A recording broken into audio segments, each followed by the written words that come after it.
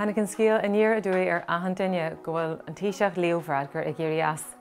Dúirte go sé éirí as ar chúiseanna pársanta agus polítíochta. Tar éis 7 mbliana, ní mis an duine is fearr don job níos mó a dúirte. A go dé a tharlóidh inis. Réineoidh Fhine Gael ceannaire nua roimh ardéis an pháirtí ar an 6 lá de bhí abran agus fannaí Leo Varadkar ina híse go dtí sin. Nuair bheits an ceannaire nua ceapaí, éireoidh Leo Varadkar as oifig an tíisian sin, agus chuirfidh sin deireadh le ré n-airí eile chomh. Caithfidh an dalann sin Taoisigh agus rialtas nua a thaobh. Ar 9 lá de bhí abran nuair ilthaí na pálatúirí inné hiar na casca, chuir aim ceannaire nua Fhine Gael faoi bhráid na dála agus bé vóta an nuair sin.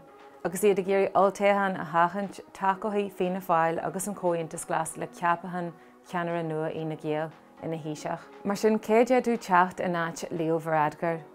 Well, lás darúil a bhí an in 27 nuair taobh Leo Varadkar ina híiseach den chéadúir. Bhí sé 38 bliain d'aois, an Taoisigh is óige riamh agus an chéad Taoisigh éireach tús le ré nua a bheits ag Fhine Gael mar sin.